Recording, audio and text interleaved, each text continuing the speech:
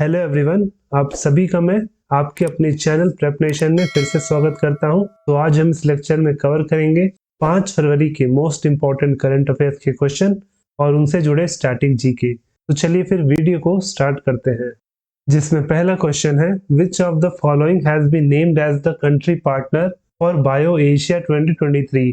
निम्नलिखित में से किसे बायो एशिया 2023 के लिए कंट्री पार्टनर नामित किया गया है? तो नामित किया गया है ऑप्शन बी यूके को, ऑप्शन बी यूनाइटेड किंगडम। तो जो तेलंगाना राज्य का एक फ्लैगशिप फार्मा बायोटेक इवेंट है बायो एशिया 2023, उसके लिए उसने यूनाइटेड किंगडम को चुना है एज देयर पार्टनर कंट्री। और वहीं जो बायो एशिया है ये तेलंगाना का हेल्थ केयर और लाइफ साइंस का एनुअल सीरीज है, जिसका आयोजन हर साल तेलंगाना करती है। और वहीं इस साल का जो इवेंट कंडक्ट किया जाएगा वो किया जाएगा हैदराबाद में फ्रॉम 24 टू 26 फरवरी। और वहीं इस इवेंट बायो एशिया 2023 का थीम है advancing for one shaping the next generation of humanised health care. Advancing for one shaping the next generation of humanised health care. The Tableau of which state has won the top prize at the 74th Republic Day Parade?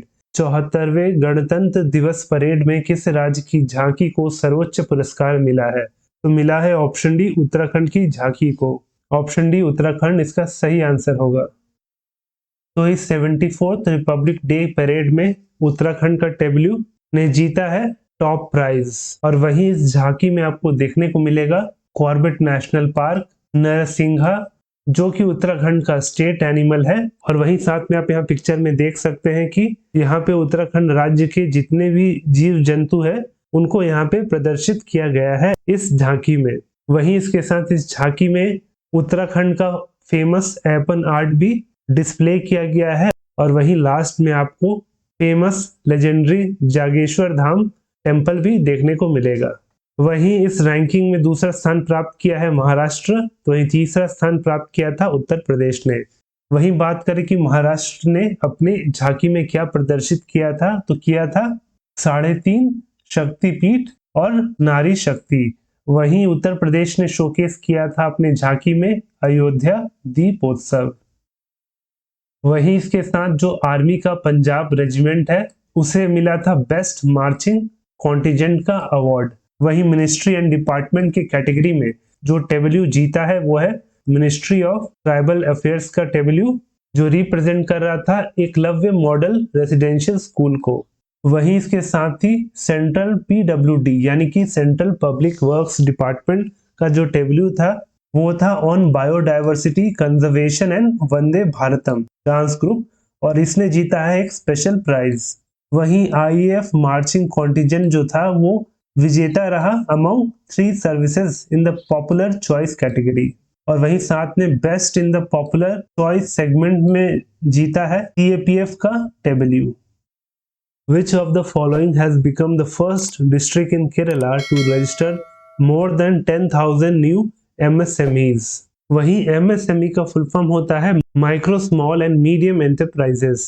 निम्नलिखित में से कौन सा 10,000 से अधिक नए MSME पंजीकृत करने वाला केरल का पहला जिला बन गया है? तो वो बना है ऑप्शन सी एर्नाकुलम जिला, option C Ernakulam district. Who has been appointed as the new Vice Chief of the Indian Air Force? भारतीय वायु सेना के नए उप प्रमुख के रूप में किसे नियुक्त किया गया है? तो नियुक्त हुए हैं option B AP Singh, option B AP Singh.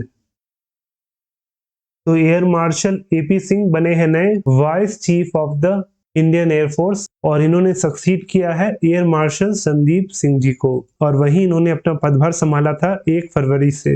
अगर बात करें इंडियन एयरफोर्स की तो ये फॉर्म हुआ था 8 अक्टूबर 1932 को, तब इसका नाम हुआ करता था रॉयल इंडियन एयरफोर्स। और वहीं इंडियन एयरफोर्स के करंट चीफ हैं विवेक राम चौधरी जी। और वहीं इसके साथ इंडियन एयरफोर्स का जो मोटो है वो है नभः स्पृशम दीप्तम, जिसका मतलब होता है touch the sky with glory. और ये जो संस्कृत का कोट है ये लिया गया है भगवत गीता से।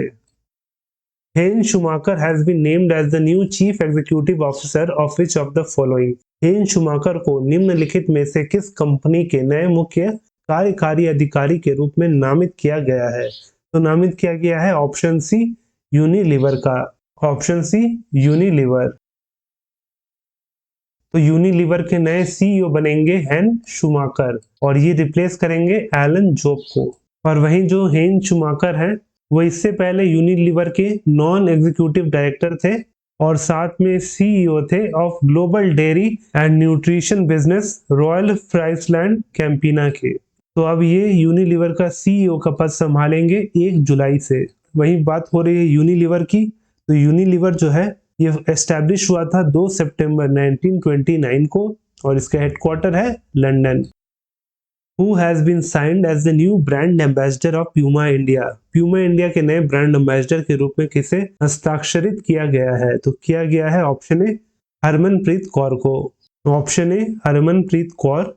और जो हरमनप्रीत कौर है वो इंडियन वुमेन क्रिकेट टीम की कप्तान है। वहीं हाल में ही निक्कत जरीन को एनएमडीसी यानी कि नेशनल मिनरल डेवलपमेंट कॉर्पोरेशन ने अपना ब्रांड एम्बेसडर चुना था। Who among the following has received the जीवन रक्षा पदक अवार्ड? निम्नलिखित में से किसे जीवन रक्षा पदक पुरस्कार प्राप्त हुआ है? तो वो प्राप्त हुआ है option A Jaipal Singh, option B Surendra Kumar और ऑप्शन सी बुधाराम सैनी जी को। तो इसका सही आंसर होगा option D all of the above. तो भारत की राष्ट्रपति द्रौपदी मुर्मू जी ने ये अवार्ड दिया है जीवन रक्षा पदक अवार्ड। तो ये जो अवार्ड है टोटल 43 लोगों को मिला है, जिसमें से इस क्वेश्चन में 3 लोग शामिल हैं। और वहीं अगर आपको कंप्लीट लिस्ट ऑफ जीवन रक्षा पदक अवार्ड का पीडीएफ चाहिए होगा तो आप इस करंट अफेयर पीडीएफ को पहले डाउनलोड करें और इस पीडीएफ में जो यहाँ पे लिंक दिया है इसको आपको क्लिक करना है और इस लिंक को क्लिक करते ही आपके पास कंप्लीट लिस्ट आ जाएगा ऑफ 43 पर्सनल जिनको जीवन रक्षा पदक अवार्ड इस साल का दिया गया है। और वहीं जो जीवन रक्षा पदक अवार्ड है ये अशोक चक्र का ऑफशूट है और इसकी स्थापना की गई थी वर्ष 1961 में। और ये जो अवार्ड है ये दिया जाता है for a meritorious act of human nature in saving the life of a person in case of drowning in water, accident, fire incidents, electrocution, natural calamities, rescue operation in mines etcetera. तो किसी बड़े दुर्घटना को होने से रोकने और उस दुर्घटना में किसी की जान बचाने के लिए इस अवार्ड को दिया जाता है। और ये अवार्ड 3 कैटेगरी में दिया जाता है, जिसमें सबसे पहला है सर्वोत्तम जीवन रक्षा पदक, उत्तम जीवन रक्षा पदक और जीवन रक्षा पदक। Which country won the FIH Men's Hockey World Cup 2023 title? किस देश ने FIH पुरुष हॉकी विश्व कप 2023 का खिताब जीता?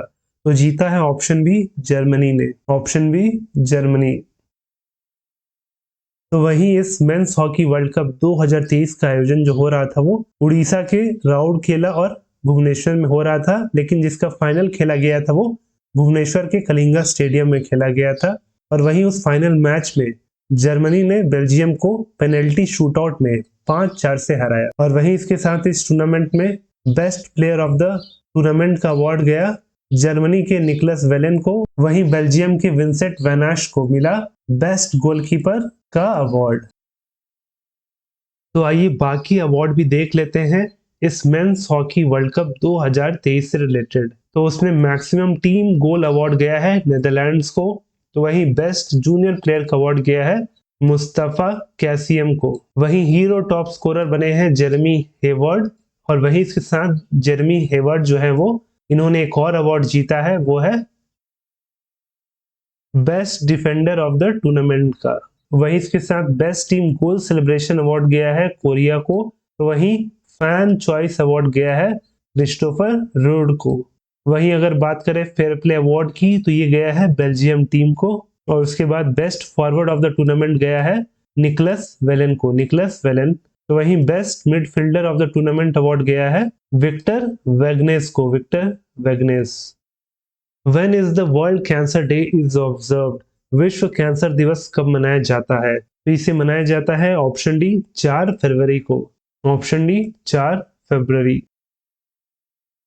तो इसे हर साल 4 फरवरी को मनाया जाता है to raise awareness of cancer and to encourage its prevention, detection and treatment. और वहीं इस दिन की शुरुआत हुई थी वर्ष 2000 में during the first world summit against cancer. और ये जो समिट हुआ था इसका आयोजन हुआ था पेरिस में। वहीं बात करें इस वर्ष की थीम की तो वो है close the care gap, uniting our voices and taking action. वहीं इसके साथ ही जो वर्ल्ड कैंसर डे 2023 के लिए जो ऑफिशियल कलर्स को चुना गया है वो है ब्लू कलर और orange colour. When is the international day of human fraternity celebrated, मानव भ्रातृत्व का अंतर्राष्ट्रीय दिवस कब मनाया जाता है? तो इसे सेलिब्रेट किया जाता है ऑप्शन डी 4 फरवरी को। ऑप्शन डी 4 फरवरी। तो international day of human fraternity was instituted to celebrate the historic document titled Human Fraternity for World Peace and Living Together।